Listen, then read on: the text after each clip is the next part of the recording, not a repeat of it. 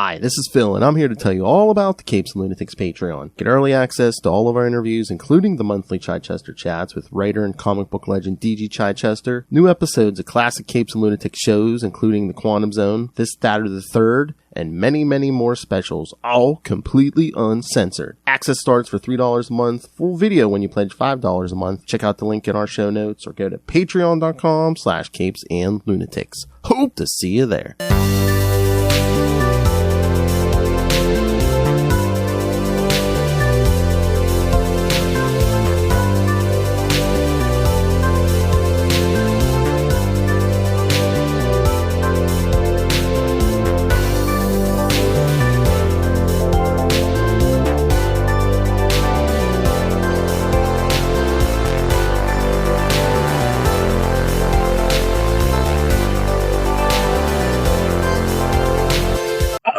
Me hearties, and welcome once again to Full Stream Ahead.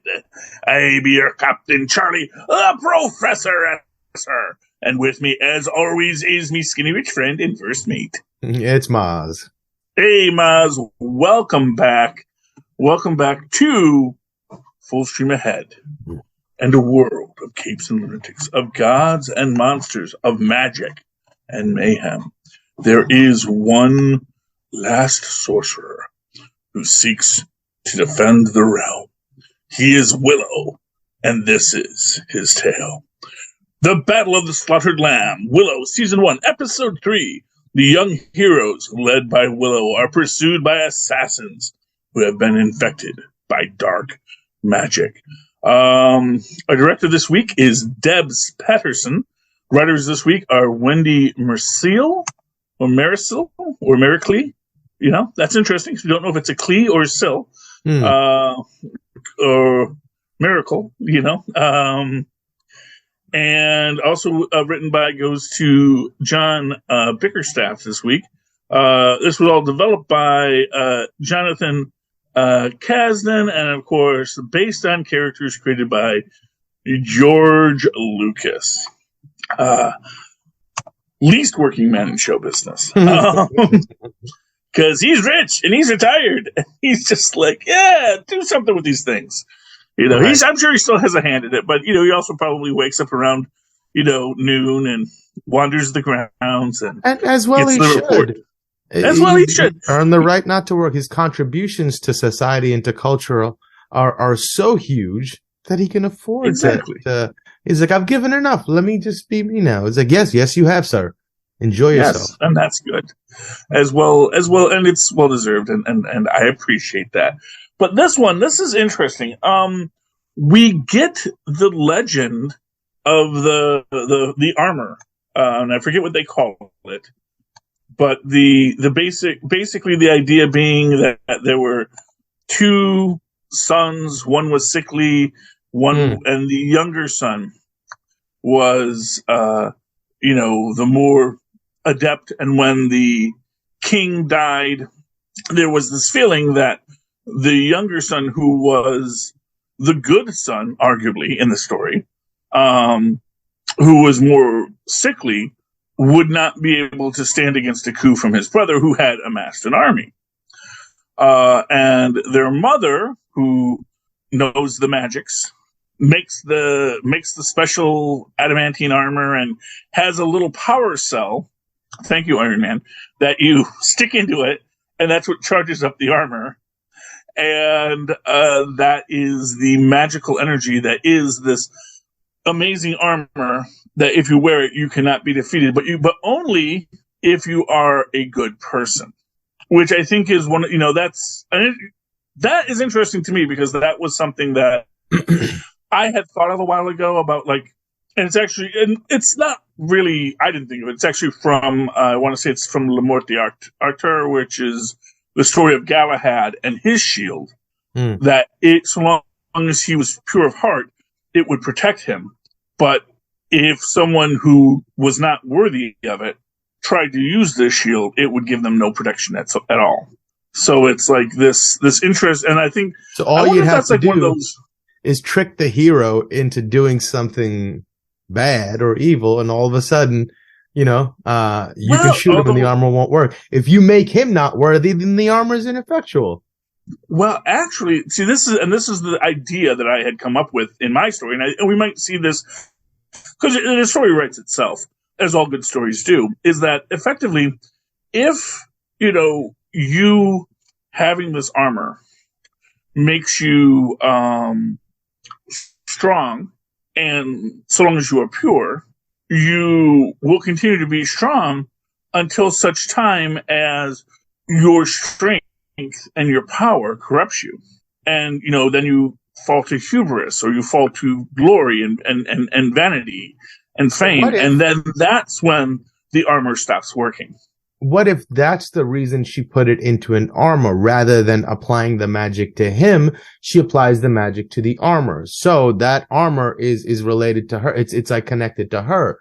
So it's not like, cause the obvious idea is, and the whole premise so far has been, if you touch the magic, you're flirting with danger and it's going to corrupt you as well. So maybe we shouldn't use magic so we don't corrupt ourselves. But now if you are using magic, then you are fighting that battle against time, or against, when your willpower degrades, to where you give in to the darkness. But what if she was smart enough to know that if I put the magic in him, it will corrupt him. But if I put the magic in the armor, it's connected to me, so it might not have any effect. So it's maybe like a little proxy layer that protects him from the darkness, perhaps. That's a good idea.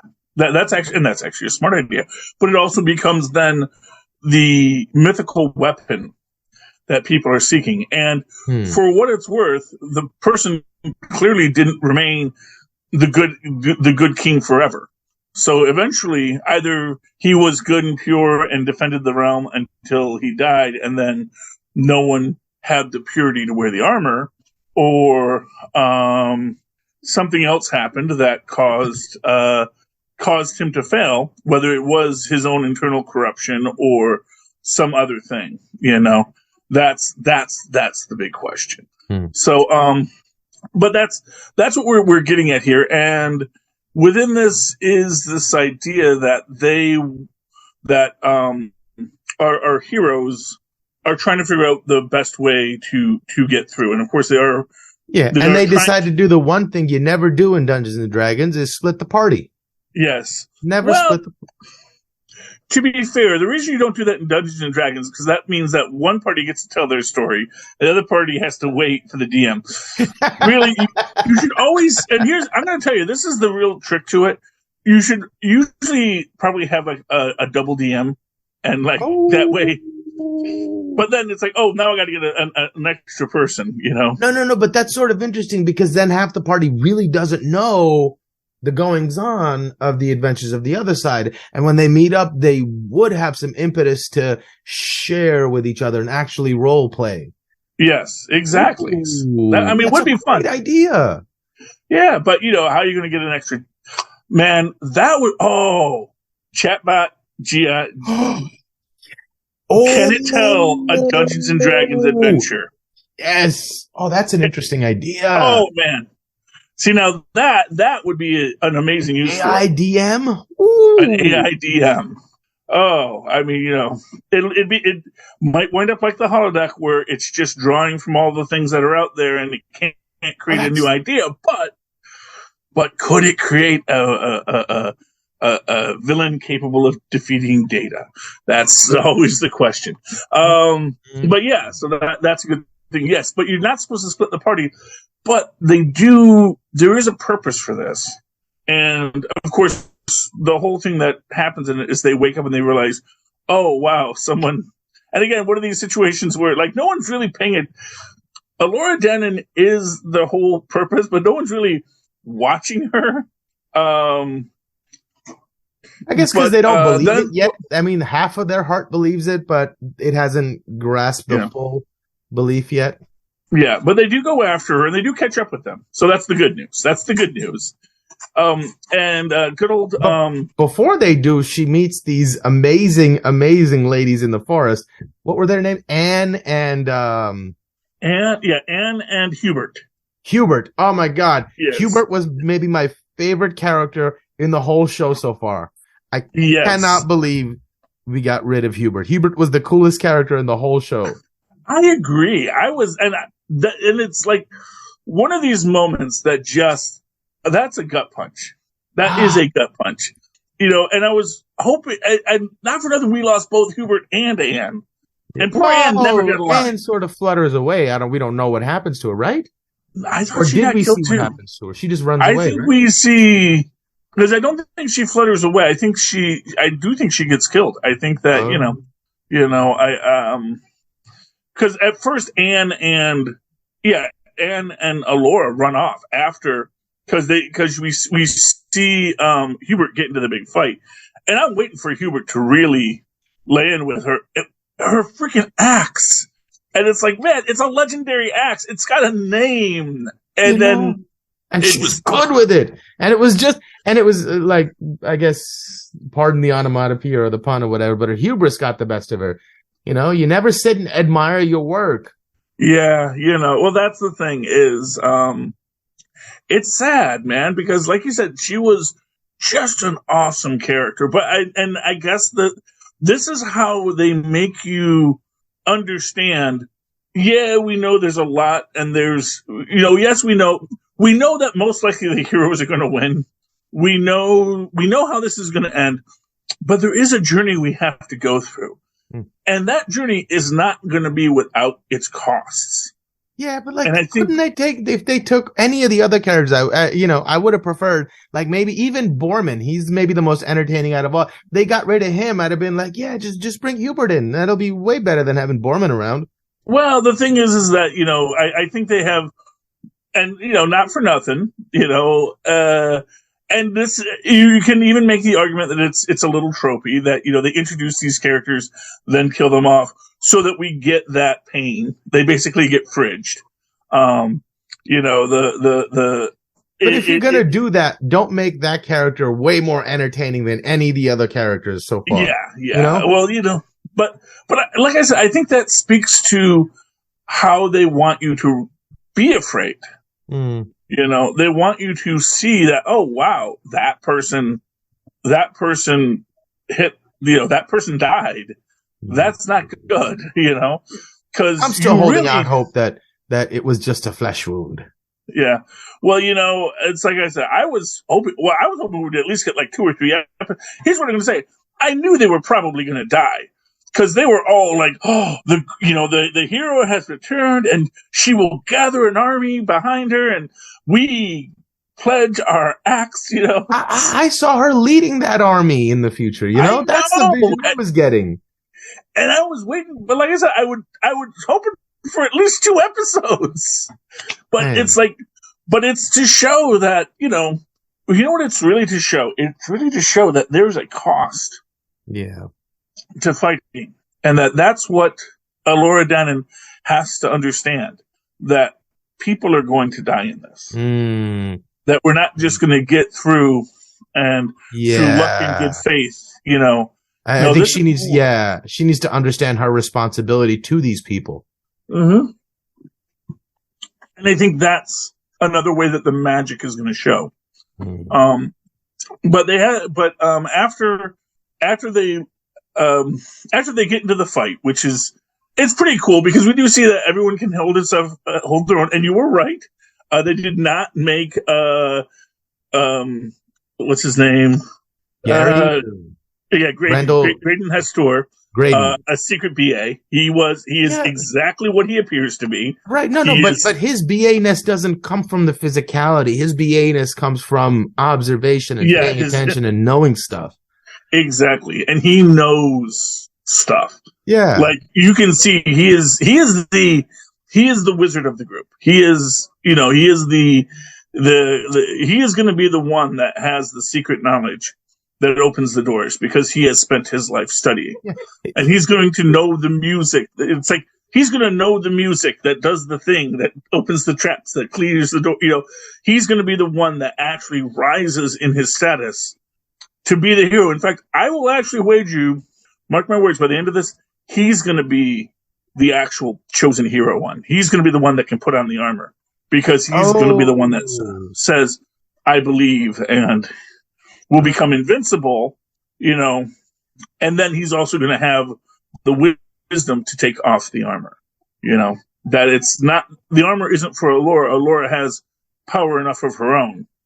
The armor is for, the one who can be pure and good and wants to do well for the world, but also knows the dangers of that power. So, but we do get, although, you also lay in there the seeds that his dad is not too proud of him. That, he is kind of like, just another disappointment. And, I can understand that because, of course, these are warrior kings and, it doesn't matter how good you are at negotiating. Yeah, well, that's the hope. And like he said, eventually you and I will be the ones running these towns. We're going to be the ones running the world, and then we can set our own thing. So I do think that you're going to have that. You're going to have him and our warrior princess sort of be that perfect power couple to rule this realm in the end. At least one can imagine, or one can hope. And then, of course, you got to see if they're going to leave it to have a Willow too. Yeah. I keep thinking they're going to find an opportunity to make her likable, but they haven't done it yet. The princess. Who, Allura, or no, the princess? Oh, yeah. The bratty little spoiled. I love that moment where she finds out, wait, you've been letting me win this whole time? She storms off and like, oh my God, I hate her so much. Yes. Like, if you're not mad about one thing, you find out you have no right to be mad about this. You're just going to invent something new to be mad about just so you have a level of, yes, I deserve to be mad. And whoa, oh God, what an annoying. Well, that's the thing about the character is she is, every character has to have a journey and has to have an evolution. And this is going to be part of her evolution is when she can let go. Yeah. Of all of this anger and fear and worry about who she is and what she's doing and how she's going to achieve what she needs to. And, actually put the needs of the many above her own needs to just be seen as the true heir to Mad Mardigan's legacy. That's the idea that she wants to achieve. I'm waiting she for feels, it. Well, and she's going to have to learn to be a better person. That's the whole trick of it. She has to learn to be a better person, and that will come in time. I will say this. She still hasn't told anybody that she saw the berry tree. She's not relayed that information to anybody else yet, right? Yeah, I don't think so. Yeah, well, she wants to, here's the thing. She was getting married off, and then all of a sudden her brother is dating Allura Dannon, and all her life it's always been this thing about when Allura Dannon returns, and so she just feels like she is getting overshadowed again and again. Yeah, it's tough being the second-born twin. Overshadowed for something she spent her whole life saying, I don't want this. I'm too good for this. Yeah, well, you never want it until you do, is, I guess, the answer to that story. Meanwhile, the party does split up, as we said earlier, and we have what's his name? Borman. Borman, yep. Thraxus Borman, and now he said about 30% of what he said was the truth. Yeah, well, what I liked about I think everything he said was the truth from a certain point of view. I think one is that going through the slaughtered lamb, that going through that path is faster, but you couldn't take the group through there because they've got the wagons. And I guess from the angle they're coming at, going that way would be more difficult than going around. My question is, the artifact that he found in that hole, was that really having anything to do with her father, or was that just some random piece of treasure that he knew was there? So no, it is actually the key. That's the magical key that they show in the first scene that you stick into the armor to turn it on. Oh. So that's like the magical battery. That's the thing that has the magic in it. And so, that's what we're working with here. And, And speaking about killing your darlings, you gotta give it this much too. When we get into that, well, actually, so first we have the whole thing with them coming there and they see that this town has been destroyed. Like everything has been destroyed. You know, everything has been destroyed up to this point, and it is a difficult reality to realize that everything outside of the border, that magical border, has been taken over by the darkness, by the crone and whatever the crone had planned for this world, That is the sad part about it. And this place that has been devastated, it was really a place. It was the Slaughtered Lamb. It was a great little pub for ne'er-do-wells run by some BA, but who was honestly the one person you knew you could trust. The one person who would never betray you. And he said, I gave that person this thing. We get our were-rats, which are disturbing, to say the least. Especially because they're not like traditional were-rats. They are like some kind of six-legged, two-headed rat monsters. And first you see the little ones, you're like, oh, I could take out like 10 of those easy. And then the big one comes from it. It's like, oh my God, those were just like juveniles. Yeah, and and like I said, they are scary and weird and crazy. And they even mention, I think, that, oh, yeah, if you get infected by a were-rat, yeah, you will become a were-rat. And I love that she's the first thing we do is bite you. Yeah, but that's, that... Oh, so that's what that giant were-rat might have been. It's not that it was a juvenile or an adult, but those might be were-rats, and that giant one might have been the last person who came down there and got bit by a were-rat, and now he's a giant were-rat. That's a possibility too, And honestly, that might be her father. Ooh, that would be rough, man. But yeah, but we get an interesting here, because while they're dealing with that, we see that the carriage has broken. But once again, Graydon actually, comes up with the way to sort of fix the wheel. Because they do fix the wheel, interestingly enough. Don't show them how they fix the wheel, but they do eventually have the wheel be fixed, so that's good. And when they finally get there, that's where we get our big battle of the night. Yeah. And again, for as sad as I was to see Hubert and Anne both die, Willow's friend dying, that was pretty rough too, Yeah. I thought Willow was going to die right there too. I thought like he had one wad that he could spend and he was saving it and he put all his life force into that blast and he looked like, I was like, oh no, is Willow going to die? I was like, oh my God, what an episode. Yeah. What I will say about it is, and he makes, but this is this point where, because everyone's been like, does he have magic? Is he really magic? And here we see, oh no, he is magic. He has lots of magic, but magic is a limited resource, and he can do this. He can make the magic happen. He can really terrify people with what he can do with this magic. But even that big "thou shalt not pass path" takes it all out of him. And man, his moment with Silas, it is so sad because that he used up all of his power, and now he can't heal him. He doesn't have, and Silas is like, don't bother.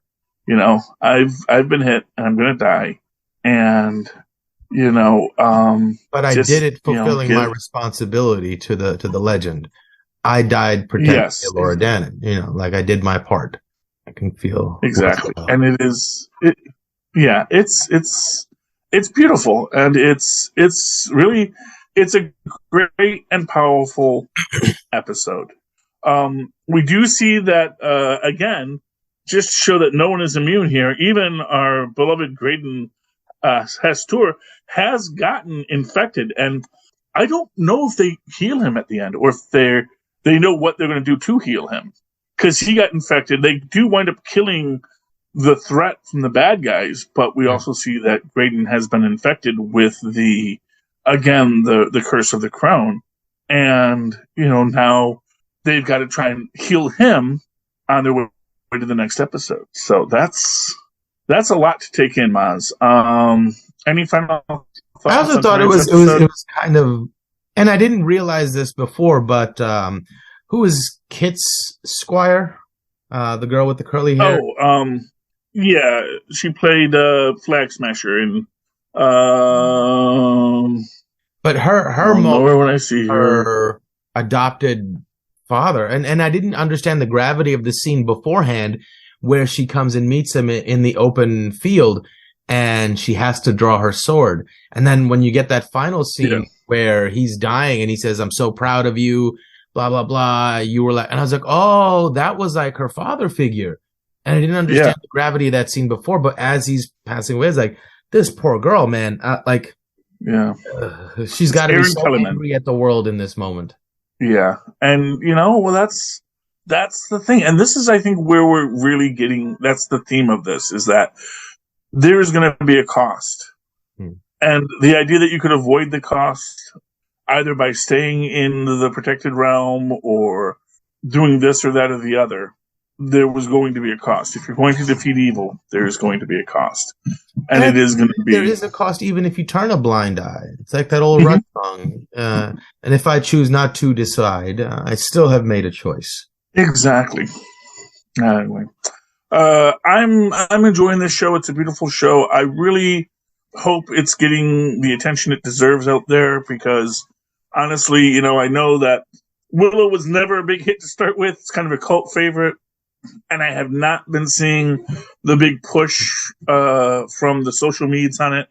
But hopefully we're doing our part to help that out. I guess because there's nothing in there to make people angry and up in arms. They're too busy mad at Velma. It's just a good story. And it's like, oh, wow, nobody is in a bad way in this. Everyone's just moving forward, and it all works out well. Alrighty then. Not great for the clicks. Yes.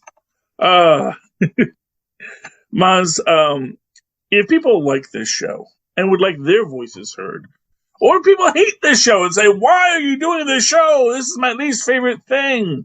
They have people of color in the ancient world, and they would like to vent to that rage. They can do so by writing us at CapesandLunatics@gmail.com, or call us at 614-382-2737. That's 614-38-CAPES. Yeah. People of color were invented in like the 1800s. Part of that. It's no concept of it at all.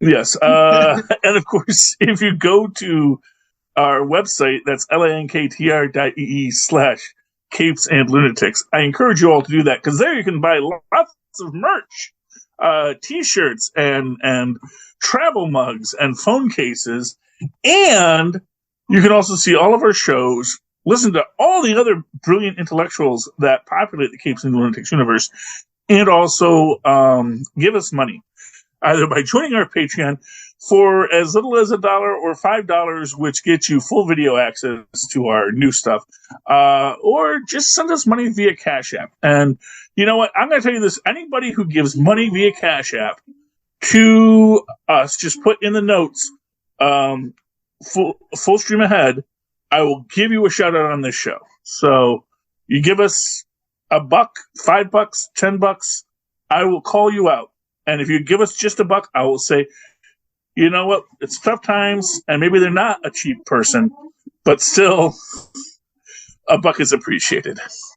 All right, Mozz, if anyone would like to write to you and tell you that they care enough to send $1, how can they find you? Oh, they can email me at mozzmanzor@gmail.com, or find me on Facebook under Mozz Manzor. That's MOZZMANZOOR. Brilliant. And, of course, you can always write to me in that old-fashioned email way, the way our mothers and fathers once did, at superconnectivityblog@gmail.com. That's superconnectivityblog, all one word, @gmail.com. And, of course, follow me on the Twitter when I live tweet things when I feel like it, at Charlie Esser. That's CHARLIE. Yes, SER. Look for the 2 E's in the middle. For quality. Bing. Thank you, Mozz. All right, you delightful little landlubbers. You've come to the end of another raucous ride on the waters of the internet. Please come again next week as we once again sail full stream ahead. Arr.